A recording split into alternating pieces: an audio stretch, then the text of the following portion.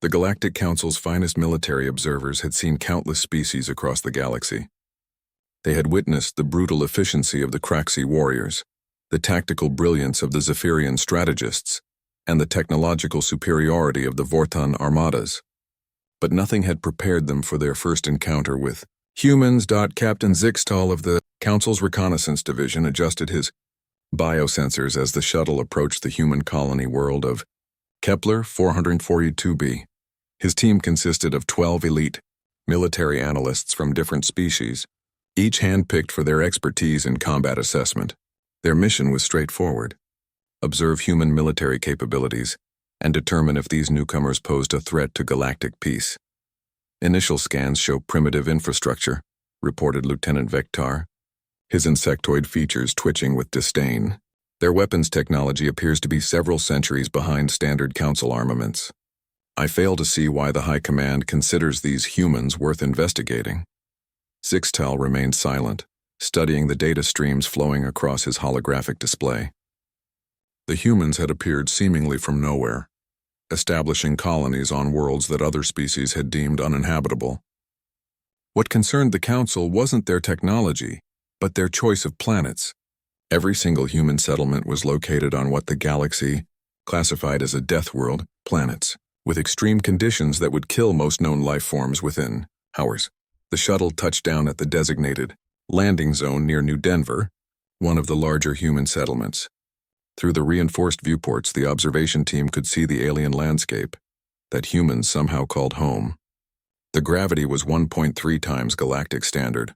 The atmosphere contained dangerous levels of oxygen, and the local star bombarded the surface with radiation that would require heavy shielding for most species.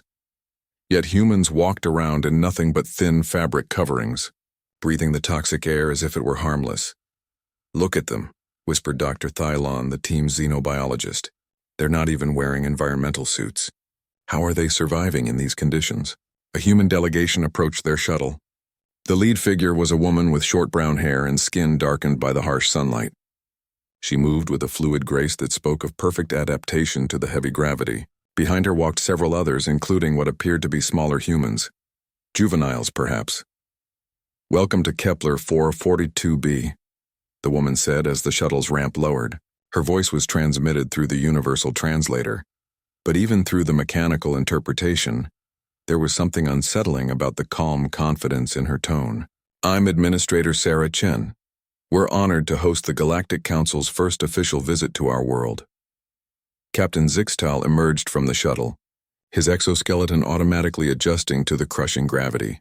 His team followed, each struggling with the environmental conditions despite their advanced protective gear. The humans watched with what might have been amusement. "We appreciate your hospitality," Zixtal replied formally. "The Council is eager to learn more about human society and capabilities. We understand you have military training facilities we might observe." Sarah's expression shifted slightly, and for a moment something flickered in her eyes that made the captain's thermal sensors spike with alarm. It was there and gone so quickly he almost missed it. A brief glimpse of something predatory and dangerous lurking beneath the polite exterior. "Of course," she said smoothly. "Though I should mention our military training is currently on leave. However, if you're interested in observing human physical capabilities, we do have some recreational activities happening today. Nothing formal, just some of our citizens enjoying their free time." The word recreational translated oddly through the universal communication system, suggesting activities performed for enjoyment rather than necessity. Zixtal exchanged glances with his team. They had come expecting to witness military exercises, weapons demonstrations, or tactical simulations. Observing humans at play seemed like a waste of time. "I suppose that would be educational," he agreed reluctantly. Sarah led them through the settlement, past buildings that seemed impossibly fragile for a death world environment. The structures were built with minimal environmental protection, as if the inhabitants were completely unconcerned about the hostile conditions surrounding them. Children ran through the streets without supervision, laughing and playing games that involved what appeared to be combat movements. "Those juveniles," observed Lieutenant Vektar nervously. "They appear to be practicing fighting techniques." "Oh, that's just tag," Sarah explained casually. "A children's game. They're trying to touch each other and run away, Good exercise. The alien observers watched in growing bewilderment as small humans chased each other with speeds that would challenge trained adult warriors from most species. Their movements were precise, their reflexes sharp, and their endurance seemed limitless despite the oppressive gravity and toxic atmosphere. Fascinating adaptation, murmured Dr. Thylon. These juveniles display physical capabilities comparable to our elite forces. They continued through the settlement until they reached a large open area filled with various structures and equipment. Dozens of humans were gathered here, engaged in different activities. Some were climbing vertical surfaces without safety equipment. Others were engaged in organized combat that involved striking each other with padded weapons, and still others were performing aerial maneuvers that defied understanding. "Welcome to our recreation center," Sarah announced. "Today's a community fun day, so you'll get to see a good variety of human leisure activities." Zixtal's sensors were going haywire. What he was observing didn't match any known definition of leisure activities. The humans were engaging in behaviors that looked suspiciously like advanced military training, but their demeanor suggested they were genuinely enjoying themselves. A group of humans had constructed what appeared to be an obstacle course filled with deadly hazards. They were taking turns navigating through spinning blades, climbing over electrified barriers, and dodging projectiles, all while laughing and cheering each other on. "This is a recreational activity?" Zixtal asked, his voice barely concealing his shock. Sarah followed his gaze and smiled. "Oh, that's just parkour with some extra challenges added. Mike and his friends like to keep things interesting. It's pretty tame compared to what they usually do." As if summoned by her words, a human male approached them. He was breathing heavily and covered in what appeared to be his own bodily fluids, but he was grinning with obvious satisfaction. "Hey, Sarah," he called out. "Great turnout today. The new obstacle course is fantastic. We only had 3 people taken to medical, and none of them needed more than basic trauma care." The alien observers stood in stunned silence. What they had just witnessed was carnage disguised as entertainment, and the humans spoke of it as casually as discussing the weather. Dr. Thylon's bioscanner was registering readings that shouldn't have been possible. The human named Mike showed elevated stress indicators consistent with recent combat, yet his emotional state appeared to be one of pure enjoyment. More disturbing was the casual mention of medical casualties being treated as a normal outcome of recreational activity. "Basic trauma care?" Lieutenant Vektar whispered urgently into his communicator. "What do these creatures consider severe trauma?" Before anyone could respond, a thunderous roar echoed across the recreation area. The alien observers instinctively activated their defensive systems, weapons appearing in their hands as they scanned for threats. The humans around them didn't even flinch. Instead, they turned toward the sound with expressions of excitement and anticipation. "Oh, perfect," Sarah said enthusiastically. "The rugby match is starting. You'll love this one." She led the bewildered alien delegation toward a large flat area where 2 groups of humans had assembled. Each group wore different colored uniforms and appeared to be preparing for some form of organized conflict. What caught the observers' attention immediately was the complete absence of protective equipment or weapons. "This is a contest between opposing forces?" Captain Zixtal asked, studying the formations through his tactical analysis software. "Sort of," Sarah replied. "It's rugby. 2 teams try to carry an oval ball to opposite ends of the field. The other team tries to stop them using physical contact." The match began, and the alien observers witnessed something that defied all their understanding of civilized behavior. Humans launched themselves at each other with devastating force, colliding in impacts that registered on seismic equipment.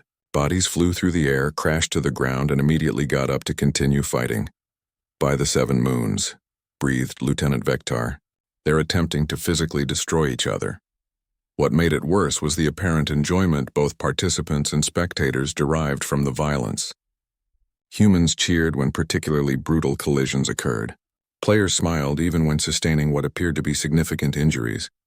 The alien team watched in horror as one human's arm bent at an unnatural angle, yet he simply reset the bone himself and continued playing. This level of physical trauma would incapacitate most species permanently, Dr. Thylon reported, his voice shaking. Yet they appear to be healing in real time. Captain Zixtal was rapidly reassessing everything the Council thought they knew about humans. These weren't primitive beings struggling to survive on hostile worlds. They were apex predators who chose to live in environments that would challenge them, and they considered activities that would be classified as torture by galactic standards to be recreational entertainment. The rugby match intensified as both teams became more aggressive. Players were now covered in dirt, sweat, and what appeared to be their own blood, but their enthusiasm never wavered. They executed complex tactical maneuvers while simultaneously engaging in hand-to-hand combat that would make professional soldiers proud. "Sarah," Zixtel said carefully, "how often do participants in this activity suffer permanent injury or death?" Sarah looked genuinely confused by the question. "Death in rugby? That's extremely rare, maybe a few cases worldwide each year, usually from pre-existing conditions or freak accidents. As for injuries, well, that's part of the fun. Most players expect to get banged up a bit. A few deaths per year is considered acceptable." Lieutenant Vektar's voice rose several octaves. "Well, sure. Everything has some risk. More people die from slipping in bathtubs than playing rugby. Should we ban bathing?" The alien delegation exchanged horrified glances. Not only did humans voluntarily engage in potentially lethal activities for entertainment, they had statistics on comparative death rates and considered them acceptable risks. A particularly massive collision drew their attention back to the match. Two humans had struck each other with enough force to crater the ground beneath them. Both lay motionless for several seconds while the crowd held its breath. Then impossibly, both stood up, shook hands, and continued playing. "That impact registered 8.7 on the kinetic force scale," Dr. Thylon whispered. "It should have liquefied their internal organs." "Humans are remarkably durable," Sarah said proudly. "We evolved on a world that tried to kill us every day. You develop resilience." As the match continued, more disturbing patterns emerged. The humans were not just physically capable of withstanding tremendous abuse, they actively sought it out. Players deliberately placed themselves in harm's way, not from tactical necessity, but for the sheer challenge of overcoming dangerous situations. "There," pointed Sarah as one player dove headfirst into a group of opponents. "That's called a hospital pass. Jimmy knows he's going to get crushed, but he's doing it anyway because his team needs those extra meters." The player named Jimmy disappeared under a pile of opponents, emerged battered and bleeding, and immediately smiled at his teammates while giving them what appeared to be a gesture of encouragement. "He's celebrating being injured?" Zixtel asked incredulously. "He's celebrating making a good play despite the risk. That's courage." The concept didn't translate well. In most galactic cultures, deliberately accepting unnecessary harm was considered a sign of mental deficiency or chemical imbalance. Yet these humans seemed to view it as a virtue. The match ended with one team victorious, but both sides appeared equally satisfied with the outcome.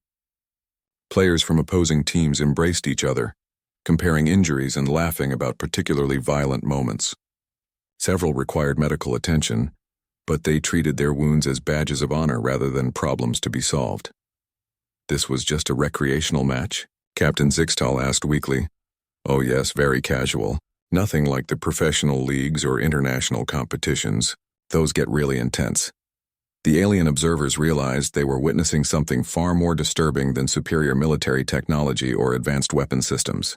They were observing a species that had evolved to find joy in activities that would terrorize the rest of the galaxy. Humans didn't just survive in hostile environments. They thrived on creating artificial dangers to test themselves against. "What other recreational activities do humans enjoy?" Dr. Thylon asked, though he wasn't sure he wanted to know the answer. Sarah's face lit up with enthusiasm. "Oh, we've got tons of great stuff planned for today. Wait until you see the rock climbing competition and the mixed martial arts tournament. And I think someone mentioned they're setting up for bungee jumping off the canyon bridge." The alien delegation stood in stunned silence, finally beginning to understand why the Galactic Council was concerned about humanity's emergence on the galactic stage. It wasn't their technology or their numbers that made them dangerous. It was their complete and terrifying lack of a normal survival instinct. The rock climbing competition Sarah mentioned turned out to be taking place on an actual cliff face that towered nearly 200 meters above jagged rocks. No safety equipment was visible. No emergency medical team stood by. The humans were simply climbing a vertical stone wall that would kill them instantly if they fell, and they were doing it for fun. "Where are the gravity nullifiers?" Lieutenant Vektar asked frantically, scanning the area with his equipment. "The safety nets? The emergency teleportation beacons?" "Safety nets are for beginners. replied a young human woman who couldn't have been more than 20 standard years old. She was preparing to climb wearing nothing but thin fabric clothing and some sort of powder on her hands. This is free soloing. The whole point is that there's no safety equipment. Dr. Thylon's medical scanner was detecting stress hormones in the human climbers that should have rendered them paralyzed with terror. Instead, they appeared calm, focused, and eager to begin their potentially suicidal ascent.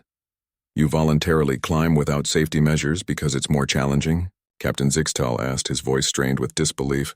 Exactly, the young woman beamed. With ropes and gear, you're just using technology to overcome the obstacle. Free soloing is pure human versus rock. It's the ultimate test of skill, strength, and mental control. She began climbing, her fingers finding tiny cracks and imperfections in the stone surface.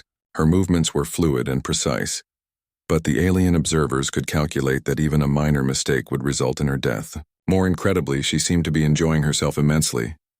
This is impossible, whispered Dr. Thylon. No species willingly engages in activities with such extreme mortality rates. Other humans had begun their climbs, each taking different routes up the cliff face.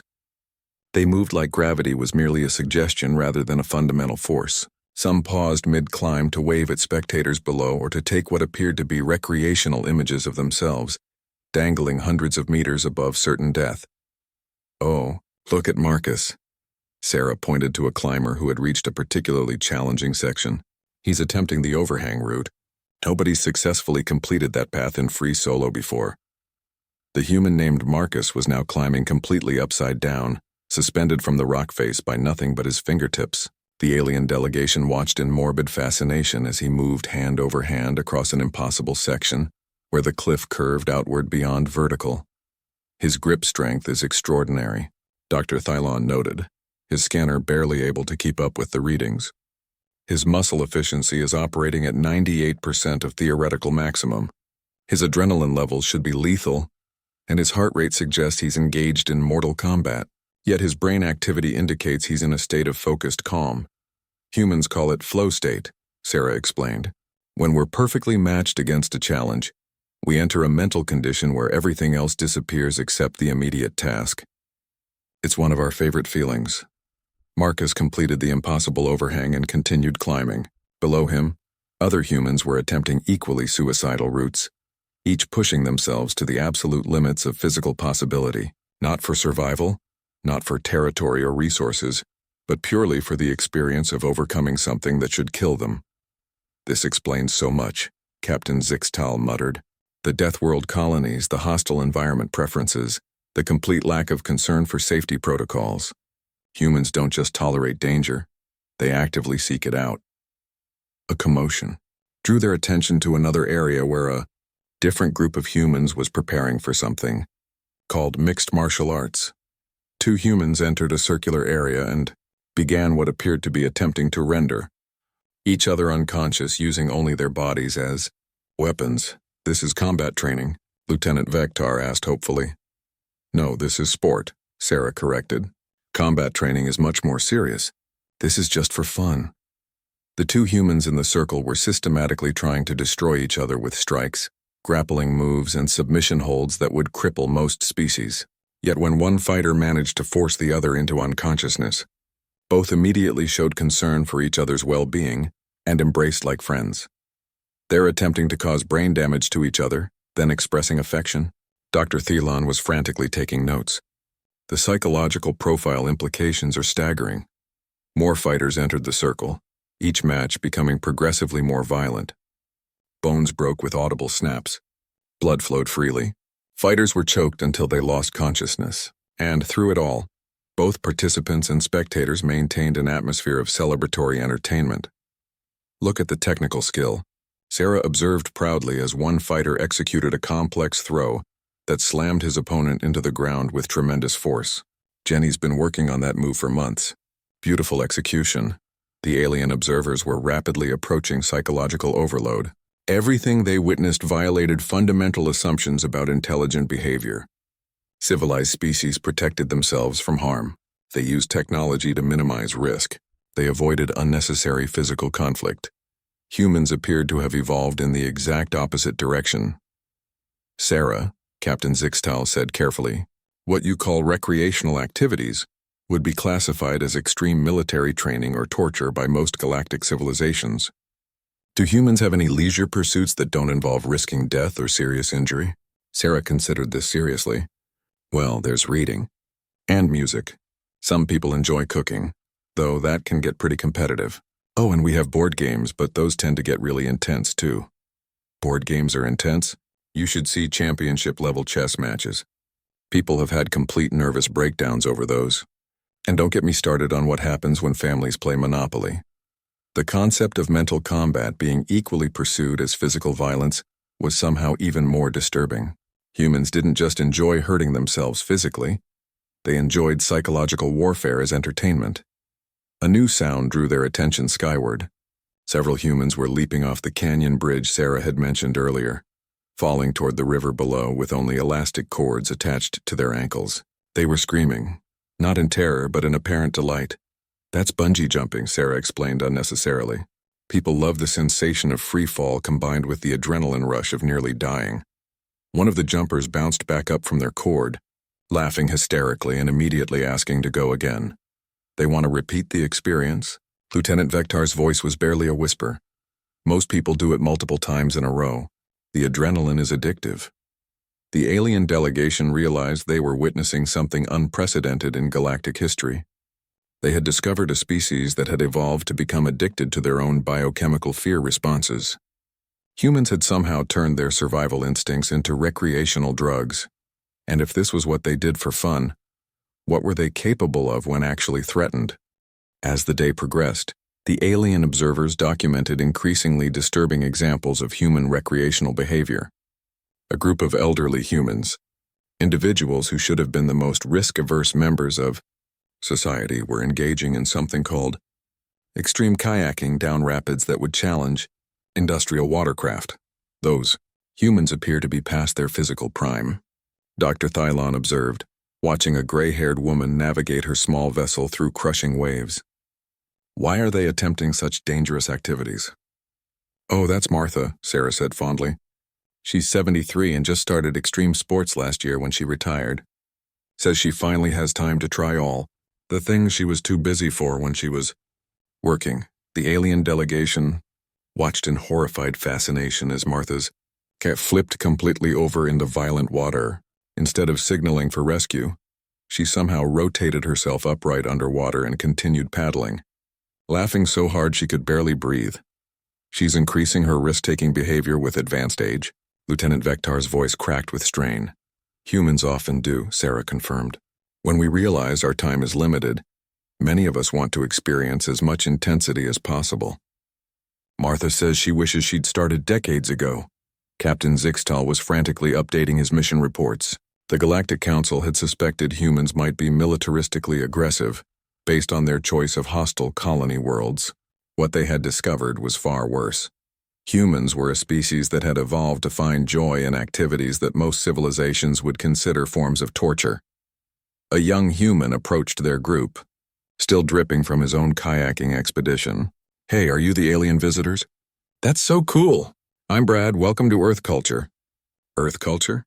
Dr. Thylon asked weakly. Yeah, this is pretty much standard human fun, though honestly, this is pretty tame compared to some places.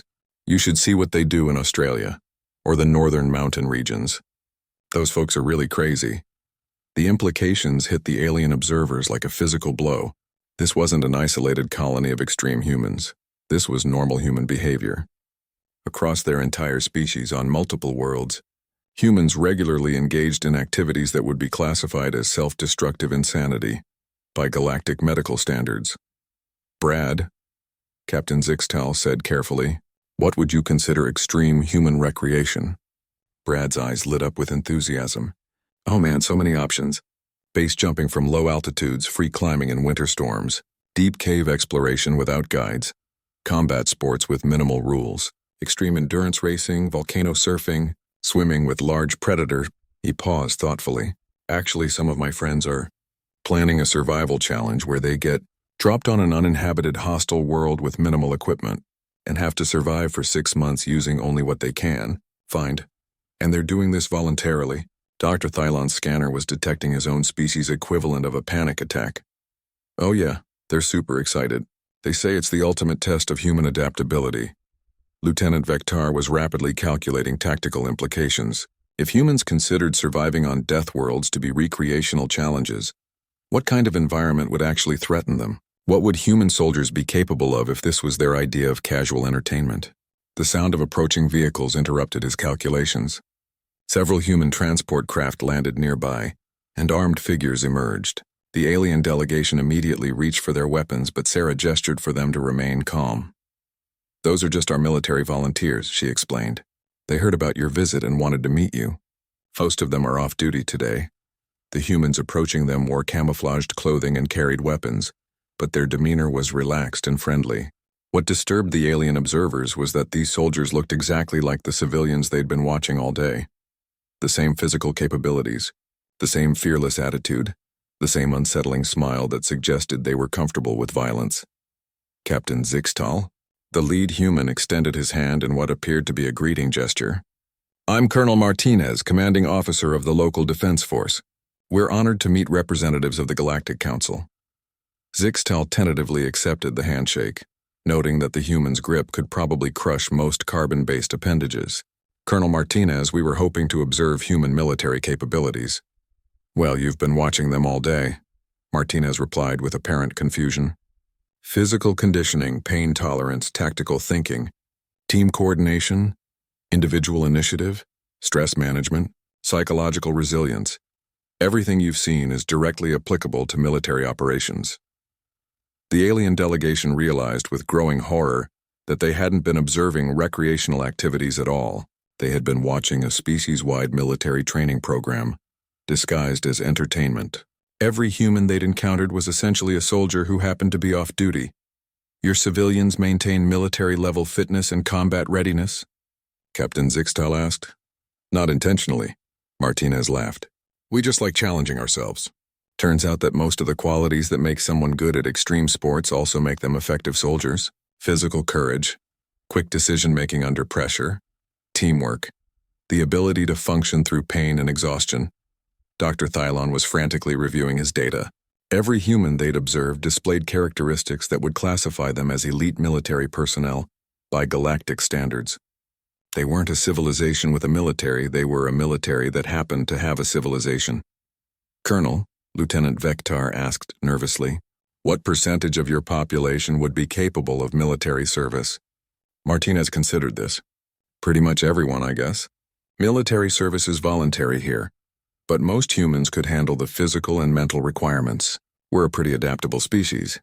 "And how many humans currently serve in active military roles?" "Oh, that's classified information. But I can tell you that we maintain more than adequate defensive capabilities." The phrase "more than adequate" sent chills through the alien delegation. If humans considered activities that would challenge elite galactic special forces to be casual recreation, their actual military forces must be beyond anything the galaxy had ever encountered. "Would it be possible to observe actual military training?" Captain Zixtal asked, though he wasn't sure he wanted to see what humans considered serious military preparation. Martinez exchanged glances with Sarah. "I suppose we could arrange something. Though to be honest, our training programs aren't that different from what you've already seen. We just add weapons and tactical objectives." "You mean humans engage in this level of physical activity while also operating advanced weapon systems?" "Well, sure. Combat effectiveness requires integration of physical capability, mental toughness, and technical skill. Our recreational activities help maintain all three areas." The alien observers were beginning to understand why the Galactic Council had been concerned about human expansion. They weren't dealing with a typical civilization that had some military capacity. They were dealing with a species where every individual was essentially a potential weapon system who pursued dangerous activities for fun. And if this was what they did during peacetime, what would they be capable of if someone actually threatened them? Colonel Martinez led the alien delegation to what he called a basic training demonstration. The observers had requested to see actual military exercises. Hoping to finally understand the difference between human recreation and human warfare, what they discovered was that there barely was one. The training ground was located in an area that would have been considered unsurvivable by most galactic species. The temperature was extreme. The terrain was treacherous and the atmospheric conditions were borderline toxic. Human soldiers moved through this environment as if it were a pleasant garden. "This is our standard field training course," Martinez explained casually. "Nothing too advanced, just basic combat fitness and tactical problem solving." The course ahead of them looked like a nightmare landscape designed by someone who hated living things. Obstacles included walls of fire, electrified barriers, collapsing structures, and what appeared to be actual explosive devices. Soldiers were expected to navigate through this while carrying heavy equipment and coordinating complex team maneuvers. "Basic training?" Dr. Thylon whispered, his scanner detecting environmental hazards that would require emergency evacuation protocols for most species. "Yeah, this is what we use to prepare new recruits. Most of them find it pretty fun once they get used to it." A group of human soldiers was currently moving through the course. They were crawling through mud under live ammunition, climbing over barriers while being subjected to chemical irritants, and solving tactical puzzles while explosive charges detonated around them. Their stress responses indicated they were in mortal danger, but their behavior suggested they were enjoying themselves. "Are those actual lethal munitions?" Lieutenant Vektar asked, watching tracers streak overhead just centimeters from the crawling soldiers. "Oh yes, real bullets. Using blanks or simulations doesn't prepare people for the psychological pressure of actual combat. You have to train under real threat conditions." The alien observers watched in stunned silence as human soldiers voluntarily placed themselves in situations that would be classified as war crimes if imposed involuntarily.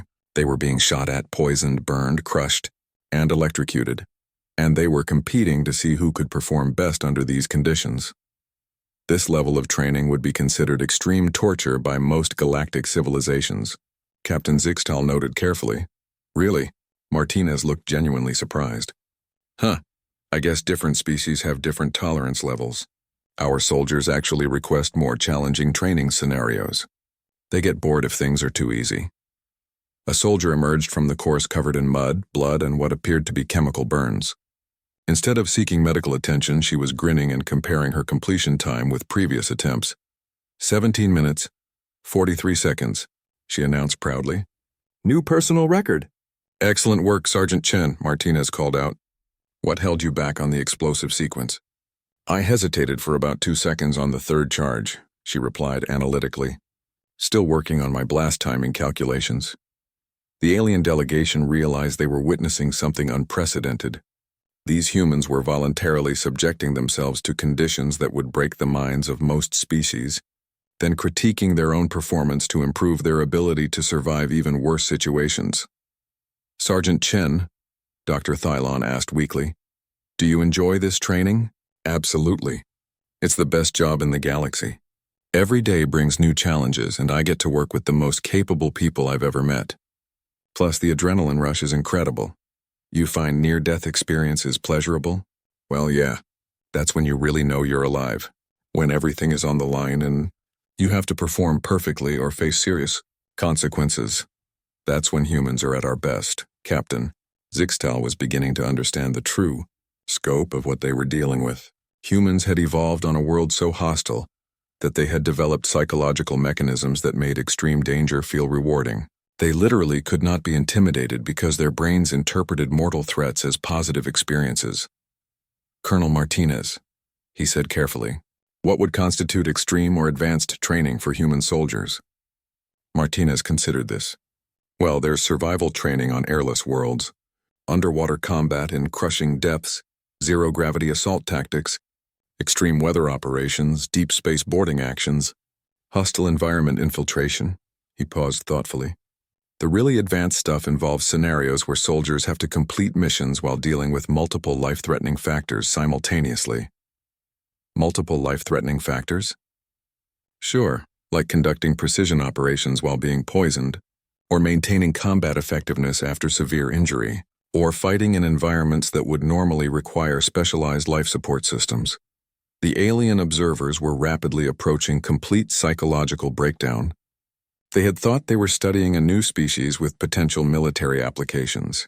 Instead, they had discovered a race of beings who were essentially living weapons that had evolved to find joy in situations that would destroy most galactic civilizations.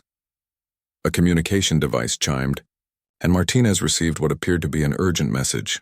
His expression shifted subtly, and for just a moment, the alien delegation caught a glimpse of something that made their thermal sensors spike with alarm.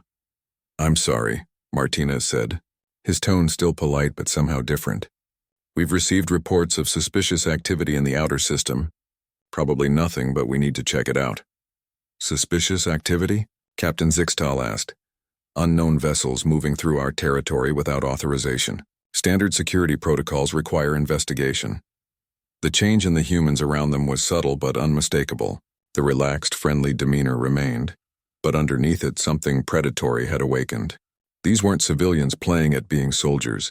They were apex predators who had been momentarily distracted from their primary function.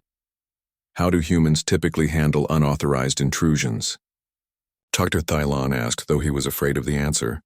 "Oh, standard procedures. Challenge and identify. Assess threat level. Respond proportionally." Martinez smiled, but it was a different kind of smile than they'd seen all day. "We're very good at proportional responses." The alien delegation realized with growing horror that they might have just witnessed the transition from human recreational mode to human combat mode. And if their recreational activities were this terrifying, they didn't want to imagine what humans considered an appropriate military response. "Perhaps," Captain Zixtal said quickly, "we should return to our shuttle and contact the Council with our preliminary observations." "Of course," Martinez agreed pleasantly. "Thank you for visiting. I hope you found our culture educational." As they hurried back toward their landing zone, the alien observers could hear the sound of human military vehicles mobilizing behind them. Whatever was happening in the outer system, the humans were responding to it with an efficiency that suggested this was not their first encounter with uninvited guests. And based on what they'd observed of human recreational activities, any beings foolish enough to threaten these creatures were about to discover what happened when a species that considered mortal danger to be entertainment decided to get serious. The alien delegation had barely reached their shuttle when the communication systems erupted with activity. Captain Zixtal's sensors detected massive energy signatures throughout the human colony as defensive systems came online with frightening speed and efficiency. "Captain," Lieutenant Vektar reported urgently, "I'm detecting fleet movements in the outer system. Multiple vessels of unknown configuration approaching the human colony." Through their shuttle's viewports, they could see the transformation of New Denver from a peaceful settlement to a military fortress happening in real time. Humans moved with purposeful precision, activating weapon systems that had been completely hidden moments before. What they had assumed were decorative structures were revealing themselves to be sophisticated defense platforms. "How did we miss all of this?" Dr. Thylon asked in amazement, watching as an innocent-looking garden sculpture unfolded into a massive railgun emplacement. Administrator Sarah Chen appeared at their shuttle, but she was no longer the friendly civilian guide they had met earlier. She wore combat gear that seemed to materialize from nowhere, and her entire demeanor had shifted to something that made the alien observer's survival instincts scream warnings. "I'm afraid I need to ask you to remain in your shuttle for your own safety," she said, her voice carrying an authority that brooked no argument. "We're dealing with an unauthorized incursion." "Sarah," Captain Zixtal said carefully, "you mentioned this was a civilian settlement." "It is," she replied, checking what appeared to be a military-grade tactical display. "But every human settlement is prepared for defensive operations. We learned long ago that the galaxy can be a dangerous place." Through their sensors, the alien delegation could monitor the approaching fleet. The ships were familiar configurations, Craxi assault vessels, the same species that had been terrorizing the Outer Rim territories for decades. The Craxi were known throughout the galaxy as ruthless pirates who preyed on weaker civilizations, taking what they wanted through superior firepower and brutal efficiency. "Captain," Lieutenant Vektar whispered urgently, "those are Craxi warships. 3 heavy cruisers and escort vessels. They've conquered dozens of systems." "How many human military ships are responding?" Dr. Thylon asked, scanning for defensive fleet movements. "That's odd," Vektar replied. "I'm not detecting any human fleet movements. Just the colony's ground-based defenses." Sarah noticed their confusion. "We don't maintain large fleet presences at civilian colonies.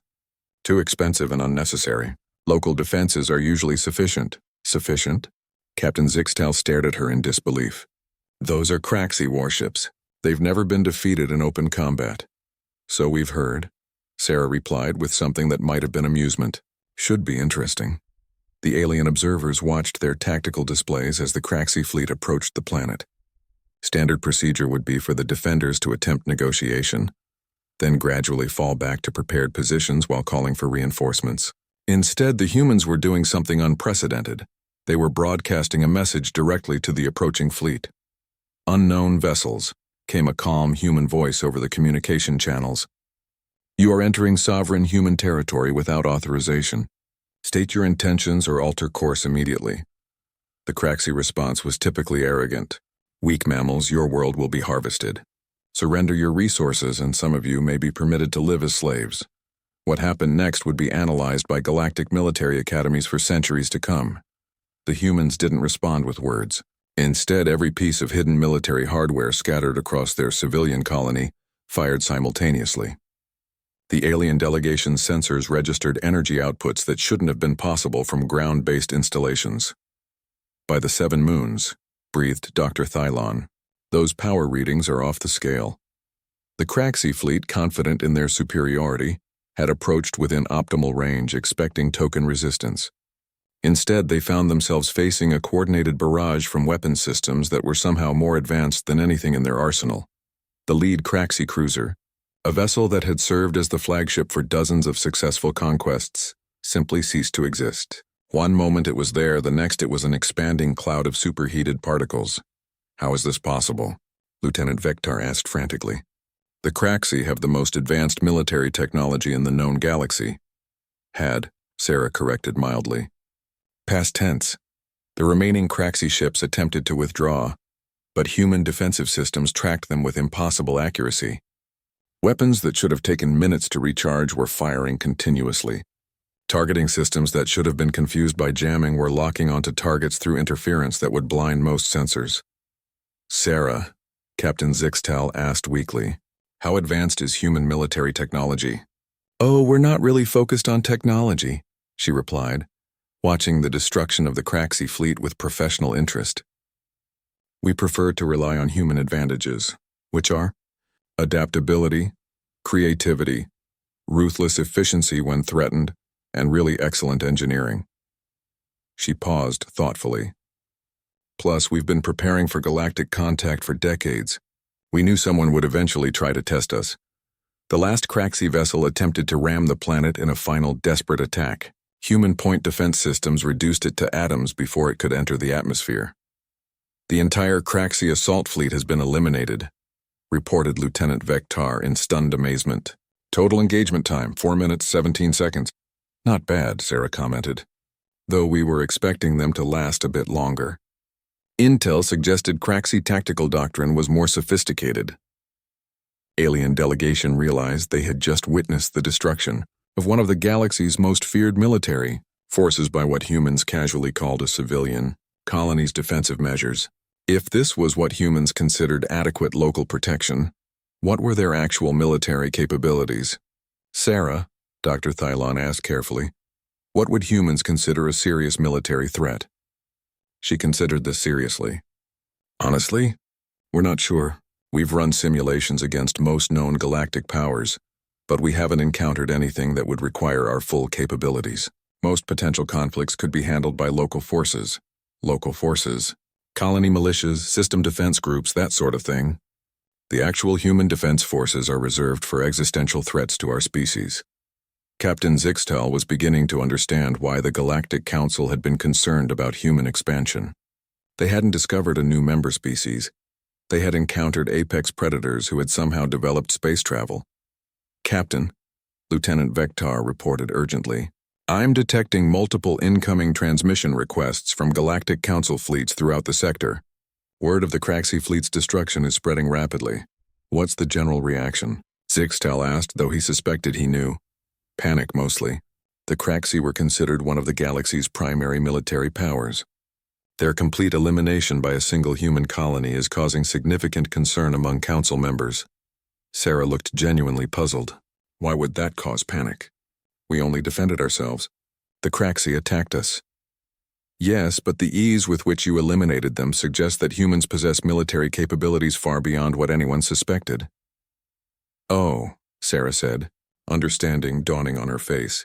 I see the problem. You're worried about human intentions.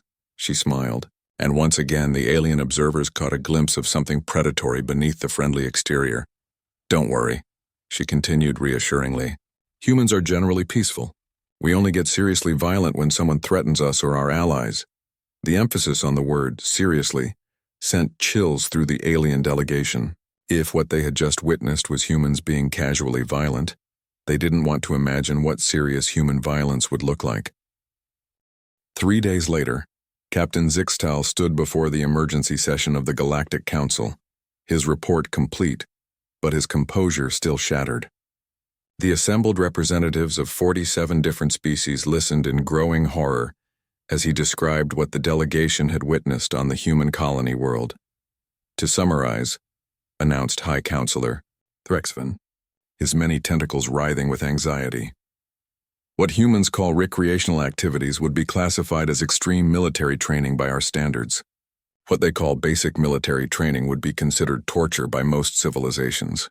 And what they call adequate local defense capabilities just eliminated the Craxi threat that has plagued the galaxy for generations.